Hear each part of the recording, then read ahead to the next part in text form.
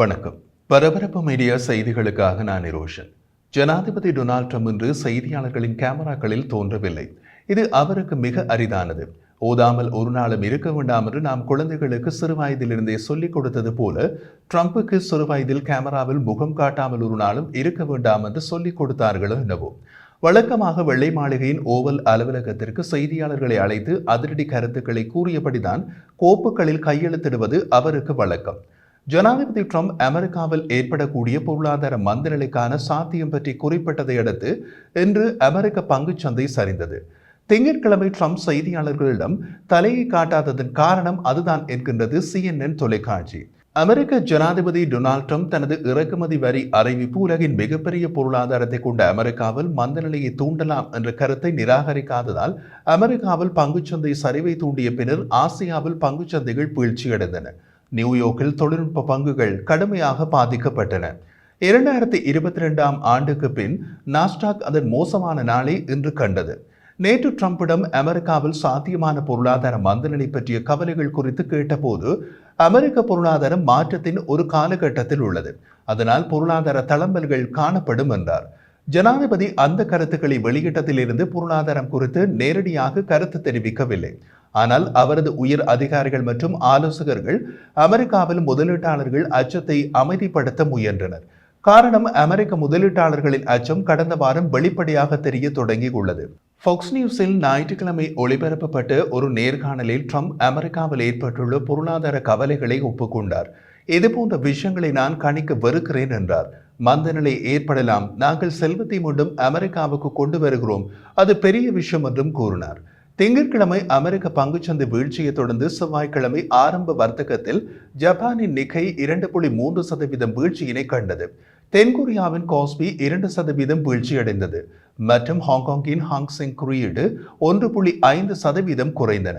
திங்கட்கிழமை நியூயார்க்கில் மிகப்பெரிய அமெரிக்க நிறுவனங்களை கண்காணிக்கும் S&P 500 வர்த்தக நாள் 2.7% குறைவாக முடிவடைந்தது. அதே நேரத்தில் டாவ் ஜோன்ஸ் தொழில்துறை சராசரி 2% சரிந்தது மற்றும் நாஸ்டாக் 4% சரிந்தது. டெஸ்லா பங்குகள் பெரிய அளவில் 15.4% சரிந்தன. அதே நேரத்தில் செயற்கை நுண்ணறிவு சிப் நிறுவனமான NVIDIA 5%க்கும் அதிகமாக சரிந்தது. மெட்டா, அமேசான் மற்றும் அல்பபெட் உட்பட பிற முக்கிய தொழில்நுட்ப பங்குகளும் கடுமையாக சரிந்தன. ட்ரம்ப் இறக்குமதி வரி மீதான தனது அடுத்த நகர்வுகள் குறித்து நட்பு நாடுகளின் தலைவர்களை ஊகிக்க வைத்துக் கொண்டிருக்கிறார். ஆனால் பிரச்சனை என்னவென்றால் அவர் அமெரிக்க முதலீட்டாளர்களையும் ஊகிக்க வைத்திருக்கிறார். அது மோசமான பங்குச்சந்தை மனநிலையில் பிரதிபலிக்கிறது என்று நிதிச்சேவை நிறுவனமான KCM ரேட்டின் தலைமை சந்தை ஆய்வாளர் டிம் வாட்டர் கூறினார். அமெரிக்காவில் பொருளாதார மந்தநிலை பேச்சு முன்கூட்டியே இருக்கலாம் என்றாலும் இது நடைமுறைக்கு வரும் என்ற எதிர்பார்ப்பு வர்த்தகர்களை தற்காப்பு மனநிலையில் வைக்க போதுமானது. திங்கட்கிழமை வர்த்தகம் முடிவடைந்த பின்னர் வெள்ளை மாளிகை அதிகாரி ஒருவர் செய்தியாளர்களிடம் பேசினார். அவர் பங்குச்சந்தையின் சர்க்கிள்களுக்கும் வர்த்தக தலைவர்களிடமிருந்து நாம் உண்மையில் என்ன எதிர்பார்க்கிறோம் என்பதற்கும் இடையே ஒரு வலுவான வேறுபாட்டை நாங்கள் காண்கிறோம் என்றார். அதன் அர்த்தம் இந்த ஒரே தின பங்குச்சந்தை சரிவை வெள்ளை மாளிகை எதிர்பார்க்கவில்லை. கடந்த வாரம் முக்கிய அமெரிக்க சந்தைகள் கடந்த நவம்பரில் ட்ரம்பின் தேர்தல் வெற்றிக்கு முன் காணப்பட்ட நிலைக்கு மீண்டும் சரிந்தன. அதற்கு காரணம் ட்ரம்பின் இறக்குமதி வரி உலகின் மிகப்பெரிய பொருளாதாரத்தை கொண்ட அமெரிக்காவை அதிக விலை கொடுக்க வழிவகுக்கும் என்று முதலீட்டாளர்கள் அஞ்சுகின்றனர். இறக்குமதி வரிகள் என்பது அமெரிக்காவுக்குள் நுழையும் போது விதிக்கப்படும் பொருட்களின் மீதான வரிகள். அதை செலுத்தப் போவது அமெரிக்க நுகர்வோர்தான். இறக்குமதி வரிகளை வசூலிப்பதன் மூலம் நாம் மிகப்பெரிய பணக்காரர்கள் ஆக போகிறோம் என்று ட்ரம்ப் கூறிய போது பொருளாதார வல்லுநர்கள் மிரண்டு போனார்கள். காரணம், இறக்குமதி வரிகளை அமெரிக்கர்களிடமிருந்து வசூலிப்பதன் மூலம் அமெரிக்கா மிகப்பெரிய பணக்காரர்கள் ஆவது எப்படி என்ற சூத்திரம் யாருக்கும் புரியவில்லை. கில்லிக் அண்ட் கோவின் முதலீட்டு மேலாளர் ரேச்சல் விண்டர் கூறிய போது ட்ரம்ப் விதிக்கும் இறக்குமதி வரியின் அளவு சந்தேகத்திற்கிடமின்றி அமெரிக்காவில் பணவீக்கத்தை பரவலாக ஏற்படுத்தும் என்று நான் நினைக்கிறேன் என்று கூறினார். காரணம், அமெரிக்கா இறக்குமதிக்காக நம்பியிருக்கும் நாடுகளில் முதல் 3 இடங்களில் உள்ள சீனா, கனடா மற்றும் மெக்சிகோ ஆகியவற்றின் இறக்குமதிகளுக்கு 25% வரி விதிப்பு. மீதி நாடுகளுக்கு ஏப்ரல் 2ஆம் தேதி வரி விதிப்பு. அதில் ஐரோப்பிய ஒன்றியம், பிரிட்டன், ஆசியாவில் இந்தியா, தென்கொரியா, ஜப்பான் என்று பெரிய பட்டியலை உள்ளது.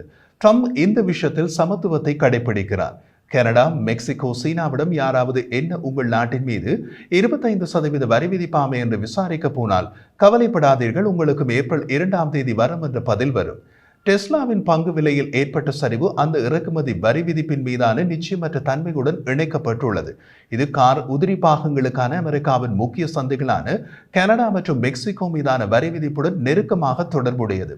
அதிக இறக்குமதி வரி அமெரிக்காவில் கார் உற்பத்தி செலவுகளை அதிகரிக்கும் மற்றும் விலைகளை உயர்த்தும். பொருளாதார நிபுணர் முகமது எல் எரியன் கூறிய போது, முதலீட்டாளர்கள் ஆரம்பத்தில் ட்ரம்பின் கட்டுப்பாடு நீக்கம் மற்றும் குறைந்த வரிகள் பற்றிய அறிவிப்புகள் குறித்து நம்பிக்கையுடன் இருந்தனர். ஆனால் ட்ரம்ப் திடீரென்று உலக நாடுகளுடன் அமெரிக்காவின் நெடுநாள் நட்பு நாடுகள் உட்பட வர்த்தக போரின் சாத்தியக்கூறுகள் முதலீட்டாளர்களை மிரள வைத்துள்ளது. கடந்த வாரம் தொடங்கிய பங்குச்சந்தையில் சமீபகால வீழ்ச்சிகள் அந்த பந்தயங்களின் சரிசெய்தலை பிரதிபலிக்கின்றன என்றார். நிச்சயமற்ற தன்மையால் வர்த்தகங்களும் குடும்பங்களும் செலவினங்களை நிறுத்த தொடங்குகின்றன என்பதற்கான அறிகுறிகளுக்கு முதலீட்டாளர்களும் பதிலளிப்பதாக குறிப்பிட்டார். இது பொருளாதார மந்தநிலையை அமெரிக்காவில் மிக விரைவில் ஏற்படுத்தலாம் என்றார். இறக்குமதி வரி பற்றிய ட்ரம்பின் திடீர் உத்தரவுகள் வர்த்தகங்கள், நுகர்வோர் மற்றும் முதலீட்டாளர்களுக்கு ஒரே மாதிரியான குழப்பத்தை விதைக்கிறது. மேலும் நுகர்வோர் விலைகள் பிடிவாதமாக அதிகரித்து வரும் நேரத்தில் பணவீக்கம் பற்றிய கவலைகளை தூண்டுகின்றன. ட்ரம்பின் குடியேற்ற ஒடுக்குமுறை மற்றும் நாடு கடத்தல்கள் மற்றொரு பக்கத்தில் நிலைமையை மோசமாக்குகிறது. விவசாயம், கட்டுமானம் மற்றும் சுகாதார பாதுகாப்பு உட்பட முக்கிய தொழில்களை அச்சுறுத்துகிறது.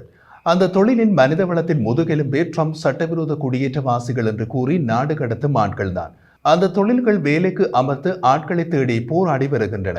இவை எல்லாமே மற்றவர்களை விட அமெரிக்கர்களை முதலில் பாதிக்கலாம். அமெரிக்க வர்த்தக தலைவர்கள் இறக்குமதி வரி அவர்களின் அடிமட்ட மற்றும் பெரிய அளவிலான பொருளாதாரத்திற்கு நியாயமற்ற முறையில் அழிவுகரமானது என்று கண்டனம் செய்தனர். அமெரிக்க வர்த்தக தலைவர்களுடன் கலந்துரையாடிய பின்னர் ட்ரம்ப் தனது கடுமையான இறக்குமதி வரி அச்சுறுத்தல்களில் பெரும் பகுதியை தாமதப்படுத்தியுள்ளார். ஆனால் அவை ஏப்ரல் 2 முதல் அமலுக்கு வரும். அமெரிக்காவில் ஏற்பட்டுள்ளது கொஞ்சம் தொந்தரவு என்பதை விட மிக மிக அதிகம். அமெரிக்காவில் ஏற்பட தொடங்கியுள்ளது சொந்த காசில் வைக்கப்பட்ட சூனியம். அதை வைத்தவர் வேறு யாருமல்ல, அவர்களது ஜனாதிபதி டொனால்ட் ட்ரம்ப்.